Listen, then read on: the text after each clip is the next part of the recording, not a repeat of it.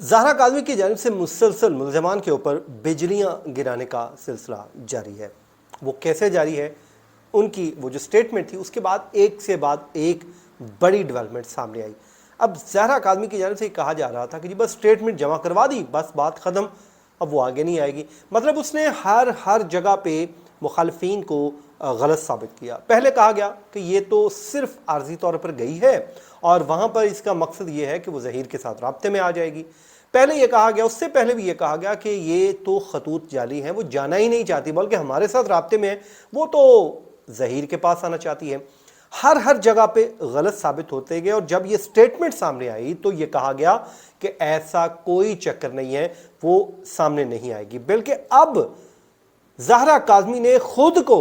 عدالت طلب کرنے کی استدعا کر دی ہے۔ جناب وہ کیا کیا ہے میں آپ کو بتا دیتا ہوں، ساری کہانی آپ کے سامنے رکھوں گا۔ جس طرح باقی میں نے تمام ویڈیو ڈیٹیلز کے ساتھ کی، یہ بھی بڑی ڈیٹیل میں ویڈیو ہے، بڑا کچھ اس میں انکشافات ہیں، سمجھنے والوں کے لیے سمجھ جائیں گے، اور باقی کیا ہے وہ آپ دیکھیے۔ بچی کہتی ہے جی 12 اکتوبر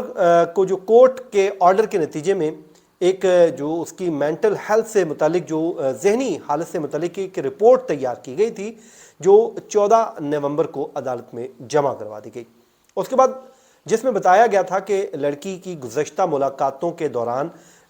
ڈپریشن کا وہ شکار رہی، انگزائٹی کا شکار رہی، اور اس کے علاوہ شیلٹر ہوم میں جب وہ رہ رہی تھی تو اس دوران بچی کو فزیکل ایشوز بھی رہے،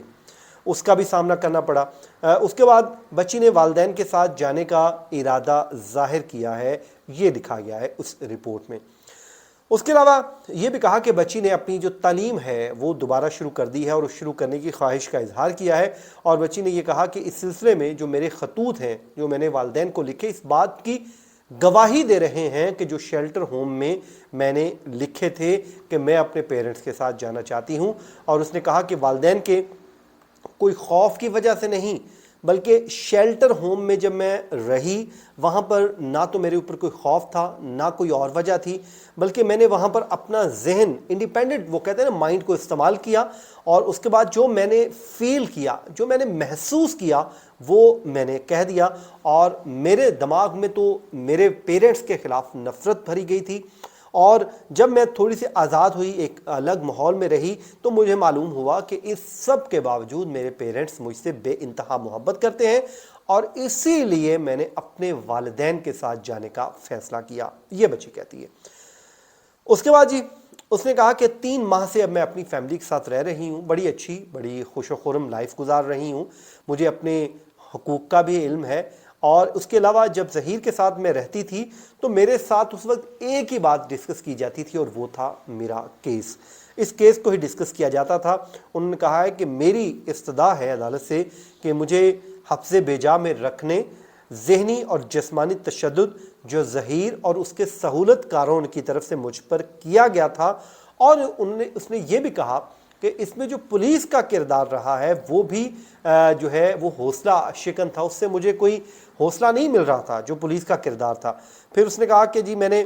کئی عدالتوں کے چکر کاٹے، اور پھر انصاف کی عدم فراہمی کو مد نظر رکھتے ہوئے وہ کہتی ہے کہ شیلٹر ہوم کراچی میں میرا کسی دوست یا خاندان کا میرے ساتھ نہ ہونا میرے سٹریس اور ڈپریشن اور ٹراما جیسے معاملات کی ایک وجہ تھا،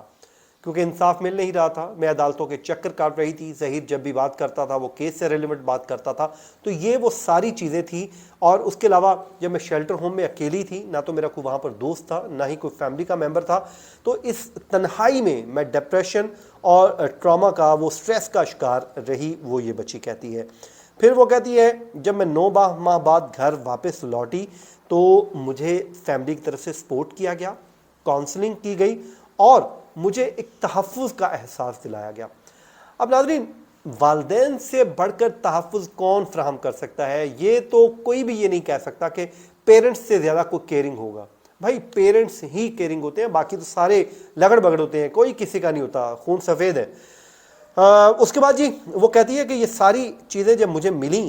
تو پھر میں نے فیصلہ کیا کہ مجھے اپنے حقوق کے لیے قانونی چارہ جوئی کرنی چاہیے، اور ان حقوق کے لیے جو ظہیر نے مجھ سے یہ کہتے ہوئے چھین لیے تھے کہ ہم نے مرضی سے نکاح کیا ہے۔ پھر وہ یہ کہتی ہے کہ حقیقت یہ تھی کہ یہ سب کچھ ایک دباؤ کے تحت کیا تھا، چاہے مجھ سے دستخط لیے گئے، چاہے مجھ سے کوئی انگوٹھا کہیں پر لگوایا گیا، یہ سب کچھ مجھ سے کروایا گیا تھا، میں نے کیا نہیں تھا. یہ بھی اس نے اپنی سٹیٹمنٹ میں کہہ دیا ہے. پھر وہ کہتی ہے کہ ایک اور بڑی بات امپورٹنٹ ہے، وہ کہتی ہے کہ جو نکاح نامہ ہے آج تک کسی یونین کونسل میں رجسٹرڈ ہی نہیں ہے،